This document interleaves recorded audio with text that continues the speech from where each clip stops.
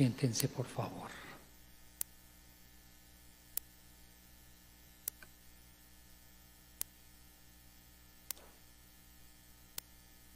Procuremos todos por un instante serenarnos lo más que se pueda después de esta solemne lectura de la pasión de nuestro Señor según San Juan.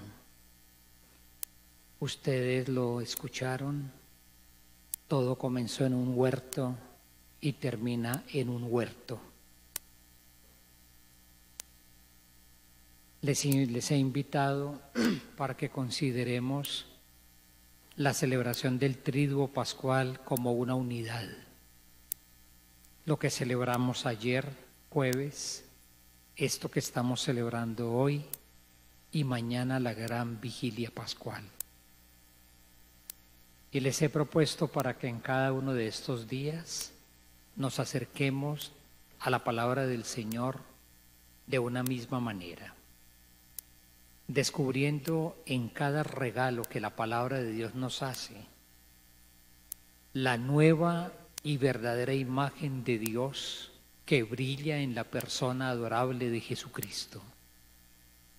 Porque dependiendo de la imagen que uno tenga del Señor, así será su vida, así será su fe y así será también la manera incluso de imaginarse cómo habitar este mundo y qué hacer en este mundo. Así pues que nos ofrece Jesús un rostro en muchas cosas nuevo, completamente inesperado del Señor, que da lugar también por la manera como Él actúa a una nueva realidad, a un mundo nuevo por habitar, pero que nos corresponde a nosotros definir claramente cuál es entonces nuestra vida creyente y en qué consiste la vida de creyentes a partir de ese rostro descubierto del Señor. Ayer en la tarde, en la misa de la Cena del Señor, encontramos unos rasgos del rostro de Dios absolutamente hermosos, que solamente los descubre la palabra de Dios y que solamente llegan a plenitud con Jesús de Nazaret.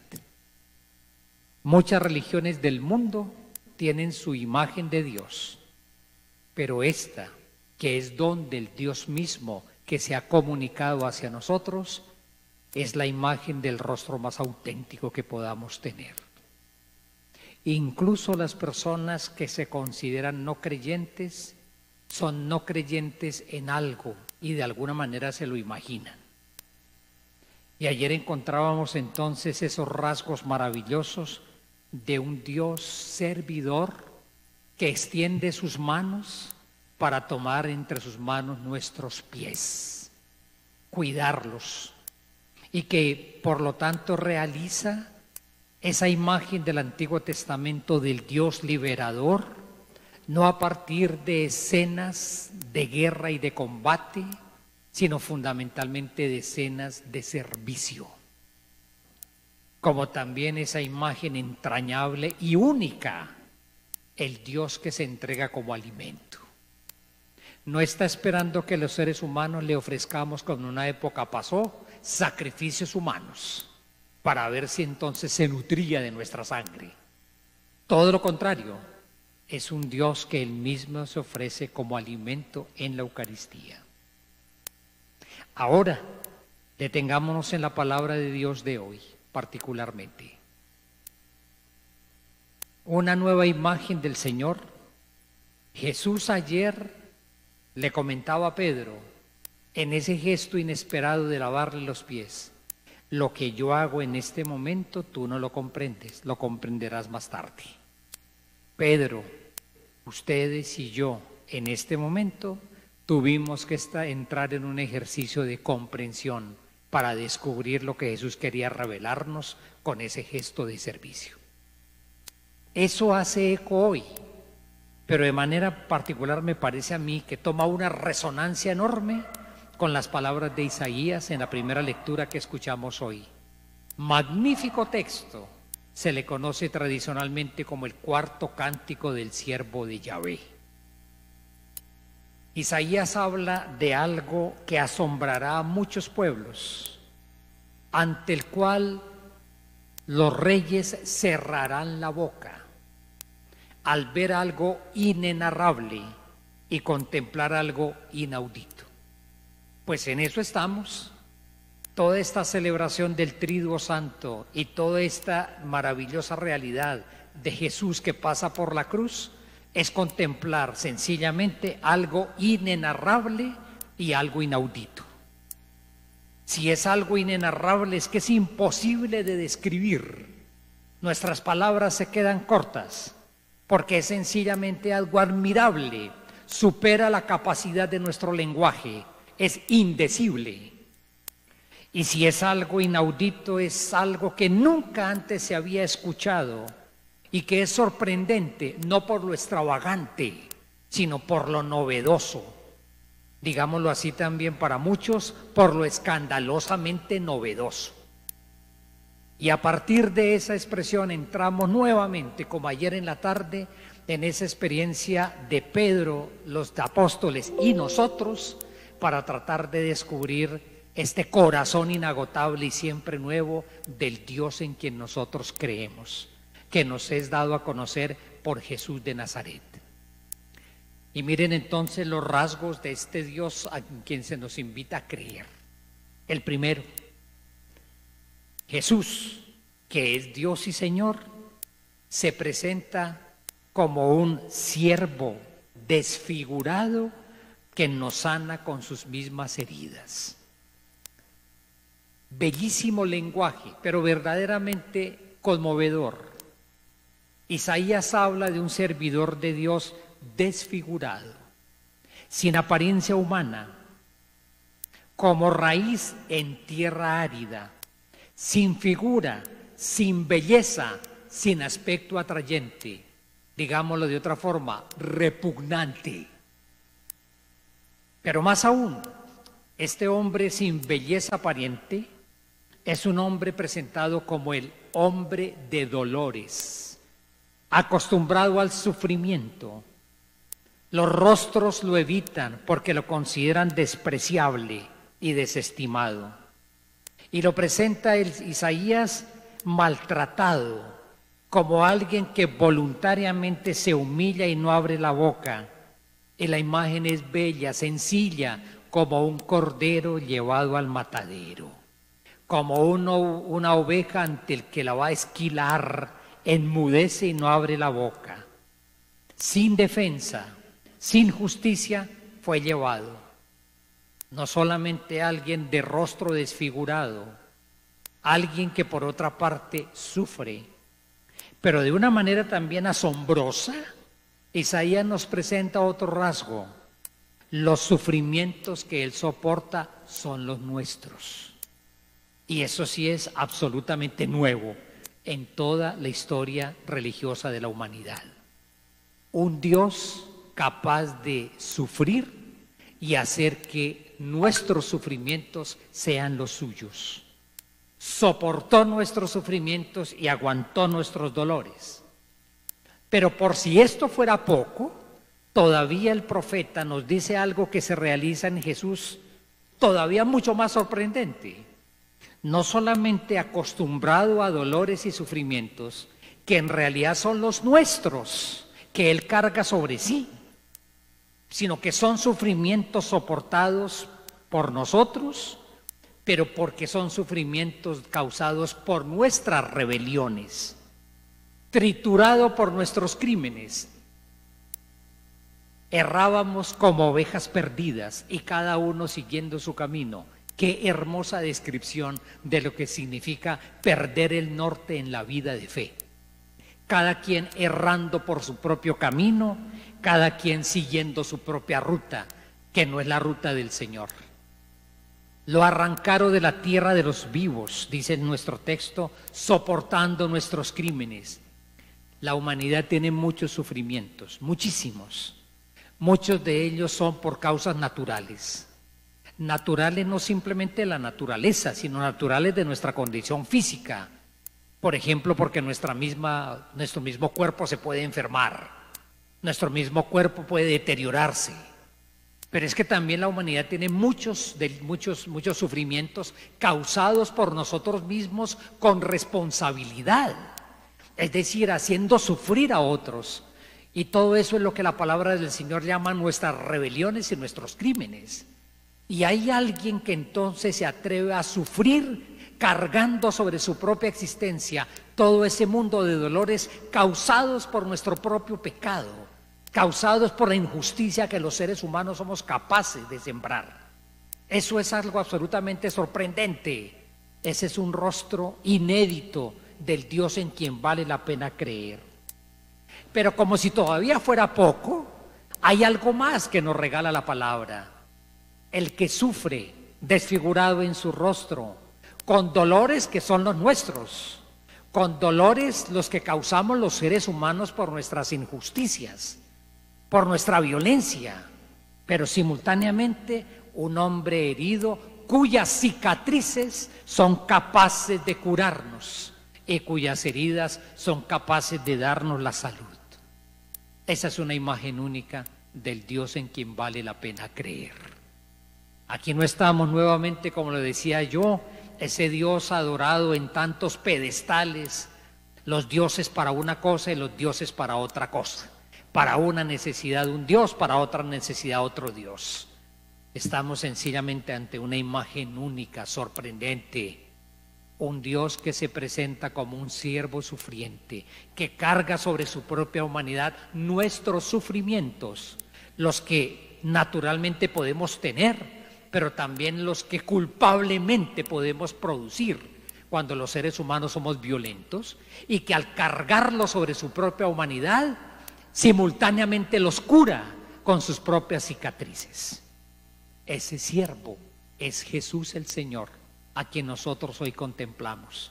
Y esa es una imagen única del Dios bíblico, del Dios de Jesús, que tenemos que llevarla en el corazón. Pregunta, dice el mismo Isaías, ¿quién meditó en su destino? ¿Quién creyó nuestro anuncio? Es más o menos como si en este momento reiteráramos la pregunta de ayer o la frase de Jesús a Pedro: eso no lo estás entendiendo, no lo entenderás todavía. Y es como si en este momento yo reiterara la expresión del profeta: es algo inenarrable y es algo inaudito. Nunca se había visto entonces que fuera anunciado de esa manera este rostro compasivo de un Dios que carga sobre él mismo nuestros dolores. ¿Cuál es la persona que no tiene dolores en su vida? ¿Cuál es la familia que no tiene sufrimientos? ¿Cuál es la familia que no ha tenido que soportar sufrimientos causados por la violencia de otras personas? Eso es indescriptible también. Es decir, lo que si tratáramos de describir nosotros esto, sencillamente serían páginas y páginas y páginas de dolor. ¿Y en dónde depositamos esos sufrimientos? ¿En dónde depositamos todo eso? ¿En un corazón que crece en su resentimiento? ¿En un corazón que decide en un momento determinado tomar justicia por mano propia y la ley de la venganza? ¿O somos capaces de depositarla en un hombre sufriente que carga sobre él mismo nuestros sufrimientos, que los hace suyos, que nos acompaña en esos sufrimientos y que nos cura con sus cicatrices? Este es Jesús, este es el Señor a quien nosotros estamos invitados a seguir, no es otro. Pero el texto también en la segunda lectura de hoy de la carta a los Hebreos nos presenta casi que un desarrollo de esto que anunció el profeta Isaías y que se realiza en Jesús. Resulta que este sufriente que carga dolores, los nuestros, sobre su propia existencia para curarlos, es presentado como un sacerdote compasivo. Este es, dirá ese texto a los hebreos, el sacerdote que nos conviene. No el sacerdote que forma parte de una élite. En la época lo había. Hoy también nosotros sacerdotes podemos volvernos una élite especial y privilegiada, absolutamente lejana de esas realidades de dolor que el mundo vive. Y ahí se nos presenta como un sacerdote que nos conviene. Un sumo sacerdote, dice nuestro texto, que no es incapaz de compadecerse de nuestras necesidades, porque él mismo ha probado exactamente todo como nosotros hemos sido probados, y fue probado en todo menos en el pecado. Esa es otra imagen hermosísima de este Jesús a quien contemplamos en este Triduo Santo. Sacerdote compasivo, porque Él mismo soportó dolor, porque Él mismo cargó sobre sí nuestras debilidades. Es casi que un desarrollo bellísimo, pero con ese lenguaje sacerdotal, que no es el lenguaje del templo que es ostentoso, es el lenguaje más bien de ese sacerdocio que nos une a todos nosotros, vivido en la comunión fraterna, especialmente con las personas que tienen dolor y sufrimiento en su vida. Pero siguiendo con esta riquísima manera de presentar, ¿quién es este Jesús? Varón de dolores, carga sufrimientos, sufrimientos por el pecado, capaz de curarlos. El diálogo especialmente me detengo en él, que realizan Pilato y Jesús. Y se nos presenta entonces este Jesús como el rey de un nuevo reino. Ese diálogo que está casi en el centro del relato de la pasión, que hace un momento proclamamos, es impresionante. Estamos ante el procurador romano, que hace presente allá en ese pequeño pueblito, en ese pequeño país de Palestina, el poder del emperador.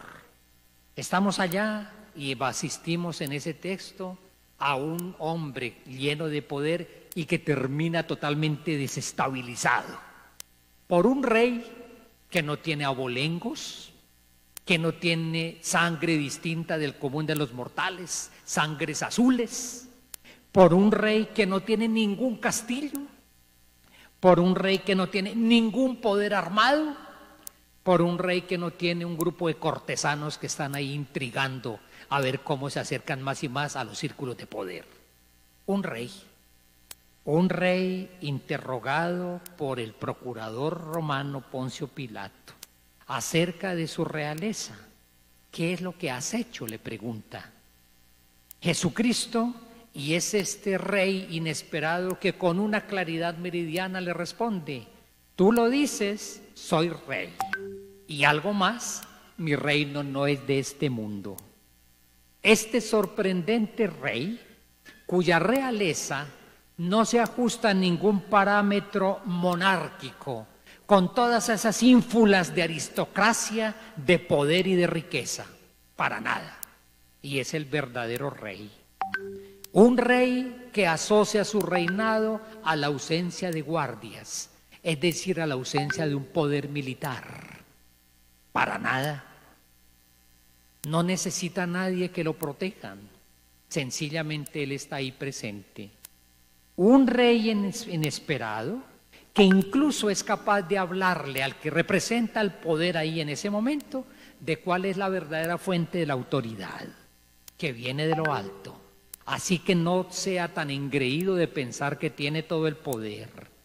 Y de esa misma manera, así con una facilidad absoluta, este Jesús Rey relativiza toda la autoridad humana cuando se vuelve muchas veces poder despótico, poder arbitrario y poder malévolo. Los seres humanos conocemos muchas manifestaciones de poder que son malévolas y que son opresoras y que son asesinas. Y aquí hay alguien que relativiza absolutamente esa pretensión. Un rey que sencillamente no tiene ningún problema y tampoco ningún miedo en que lo comparen con el gran emperador. Es que te vuelves enemigo del emperador. Tienes la suficiente libertad de corazón para sentir que lo que él realiza y el reinado que trae a este mundo no tiene para nada que tenerle miedo a ningún poder que exista, ni político, ni ideológico, de ninguna naturaleza.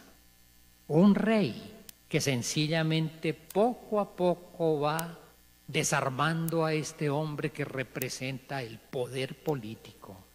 Un pobre hombre Pilato que al final, solamente para tratar de entender un poquito de qué se trata, ¿quién es este sencillo, golpeado, coronado de espinas? ¿Quién es este hombre que está ahí golpeado y ultrajado, que es capaz en un diálogo tan sencillo de relativizar completamente toda esa magnificencia de poder en la cual se mueve? Lo único que acierta a tratar de preguntar es: ¿pero de dónde vienes? Y sencillamente queda con la incógnita. Pero todavía más, Un rey que con una limpieza absoluta, Jesús, es capaz de asociar su reinado al testimonio de la verdad. Para eso nací, para eso vine al mundo, para ser testigo de la verdad. Cuando tantos reinados y poderes humanos, eso es impresionante, un entramado de mentiras, un entramado de intrigas, un entramado de falacias, un entramado de apariencias, y aquí un hombre sencillo, prácticamente desarmado, porque así está, que es capaz de volver pedazos la pretensión de esta soberanía mundana, particularmente cuando llega a ese punto, la verdad. Aquí estamos nosotros ante una persona de una integridad absoluta, ante la cual Pilato no tiene más remedio sino rendirse.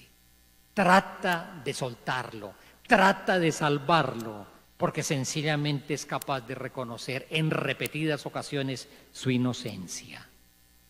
Miren, mi querida comunidad, este otro rasgo que estamos encontrando de este Jesús, en quien vale la pena creer. El siervo sufriente que carga sufrimiento sobre sí mismo. El siervo sufriente que carga los sufrimientos por las injusticias que los seres humanos cometemos. Pero también un rey que es capaz de relativizar con una claridad total todas las pretensiones que los seres humanos tenemos cuando ambicionamos cualquier tipo de poder. El que lo tiene institucionalmente, el político, el religioso, el que lo tiene en su casa, el que lo tiene en las asociaciones que haya, las instituciones que haya. Los seres humanos a veces ávidos y con unas ganas de tener poder y mando. Y aquí tenemos un pobre hombre, así aparece, sin belleza aparente, Jesús, que relativiza y pulveriza todas esas pretensiones, muchas veces así, hegemónicas, de poder autoritario. No tiene nada más que hacer este pobre Pilato que rendirse ante la integridad de un hombre, que rendirse ante la inocencia de un hombre, y no tiene otra alternativa sino sencillamente declararse casi que impedido para juzgarlo. Por eso yo se lo entrego y crucifíquenlo. Y ahí llegamos sin lugar a dudas al rasgo más impresionante del Dios en quien creemos, un Dios crucificado. La trama que se da en ese relato es impactante. Es una trama donde se va uniendo todo. Fue azotado, recibió corona de espinas, fue vestido con un manto púrpura, fue burlado en su realeza, fue abofeteado, fue considerado como blasfemo, digno de muerte por creerse hijo de Dios, incluso fue visto como un potencial enemigo del César. Y todo eso, esa trama tan espantosa que contrasta con el pobre Pilato que no tuvo nada más que hacer sino entregarlo, rendido ante la integridad de este hombre, ante la inocencia y la grandeza de este hombre. Esa es una trama que sencillamente tiene como consecuencia lógica: crucifícalo, crucifícalo, no hay nada más que hacer. Y ahí el desenlace no es otro, es el desenlace de un Dios crucificado, y eso sí es absolutamente único. Miren sencillamente de la manera tan sintética y tan bella como San Juan nos presenta al crucificado. Allá, con un letrero que lo presenta al mundo entero en 3 idiomas, los que se hablaban sobre todo en la época, como el verdadero rey. Allá, crucificado en medio de 2 delincuentes como si fuera otro más. Allá, con unas ropas de las cuales es despojado, pero que sirven para que otros se vistan. Allá, desde la cruz, haciendo nacer una nueva relación de amor entre una nueva madre y un nuevo hijo. Ahí en la cruz, ahí, a pesar de estar sediento, es capaz de decir tranquilamente: todo está cumplido.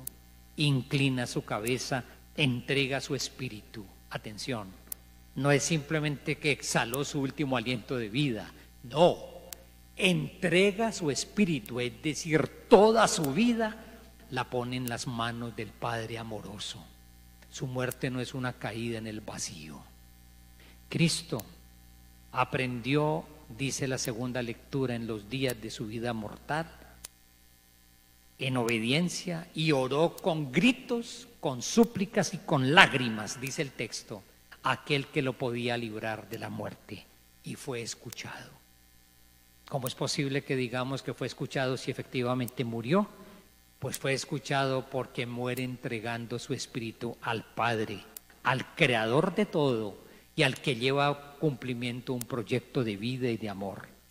Fue escuchado porque es ahí en la cruz y no en otro lugar donde se descubre que el amor siempre es más fuerte que la muerte, por lo cual el amor siempre supera a la muerte.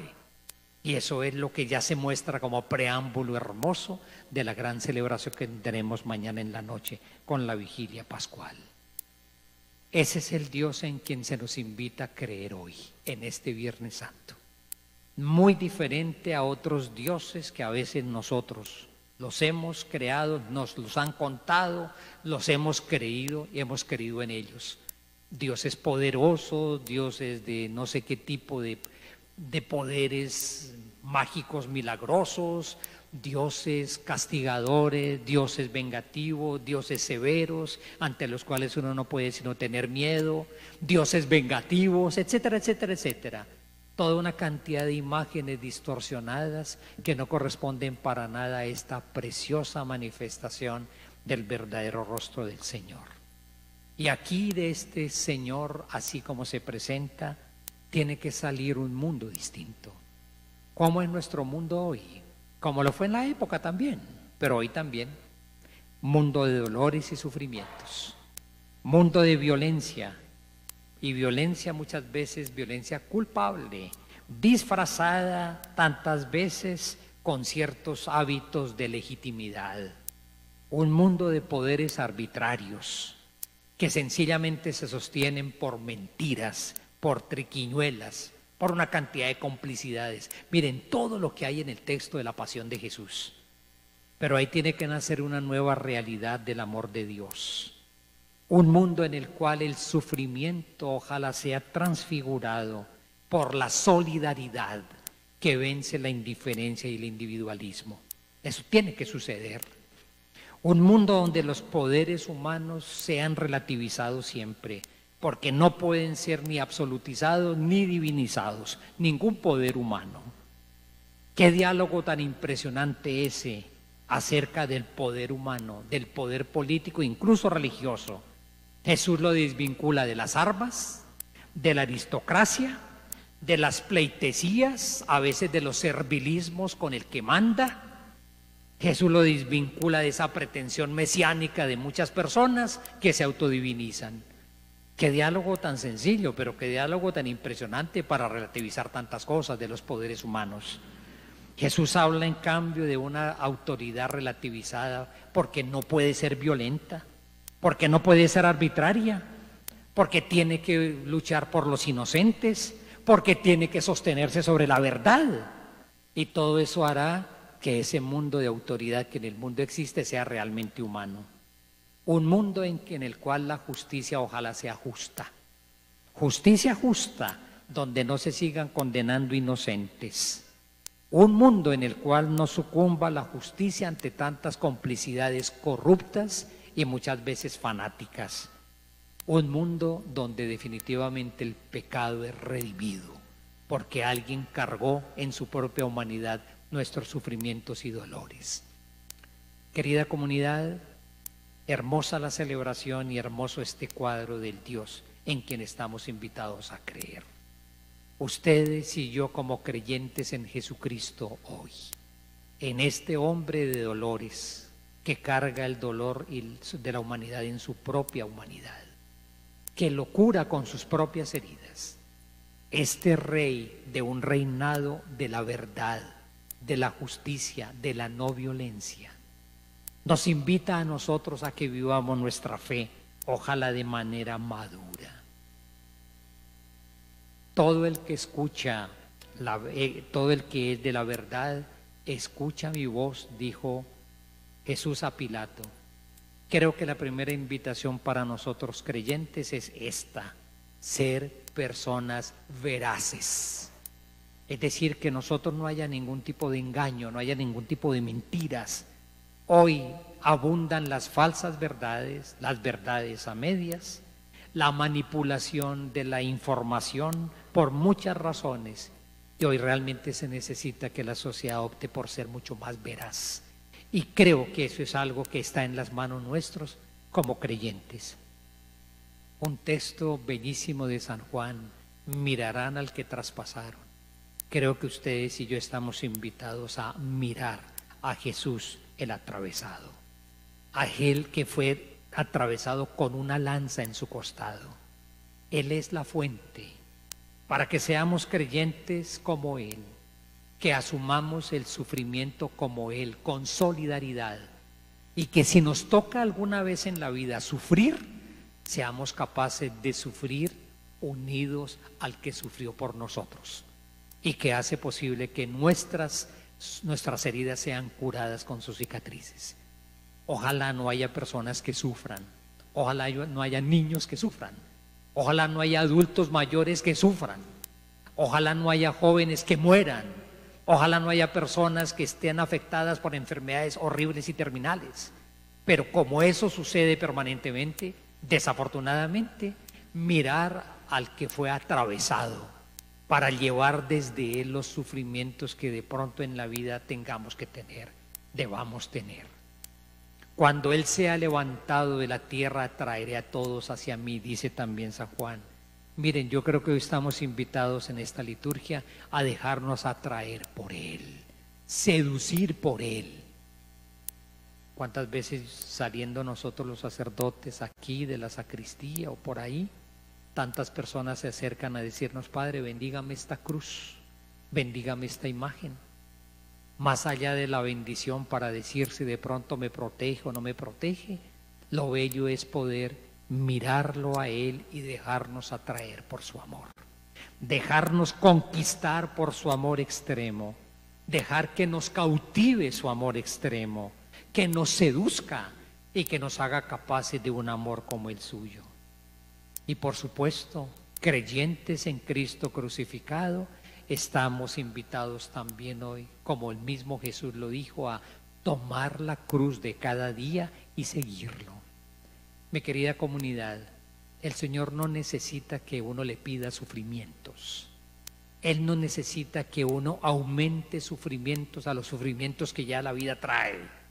Lo que Él quiere sencillamente cuando habla de cargar la cruz es que cada día sea vivido en esa tónica con la cual Él vivió, es decir, entregando la vida en el servicio, ofreciendo la vida en la solidaridad con los sufrientes, haciendo de la vida donación diaria, como Él lo hizo y que lo llevó al punto culminante de la cruz. No deambulemos nosotros por ahí buscando unos pobres amores que no tienen la capacidad de salvar. Sencillamente miremos y acojamos a aquel, el único, cuyo amor crucificado tiene la capacidad de salvarnos. Tomar la cruz de cada día, es decir, hacer realidad la donación diaria de la vida en el servicio a otros. Y así nosotros hacemos nuestra esta hermosa imagen del Cristo crucificado en quien nosotros creemos. Tomemos un momento de silencio para orar. De nuevo la palabra de Dios, asombrosamente rica e iluminadora. No le tengamos miedo, ¿no?, a deshacer una cantidad de ideas religiosas que a veces podemos tener, que son equivocadas imágenes del Dios en quien queremos depositar la confianza, y arriesguémonos a acoger esta imagen bella que nos va presentando el Señor a través de este triduo santo, hoy contemplando a un crucificado.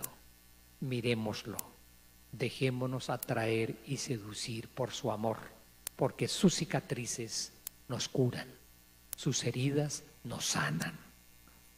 Oremos en silencio.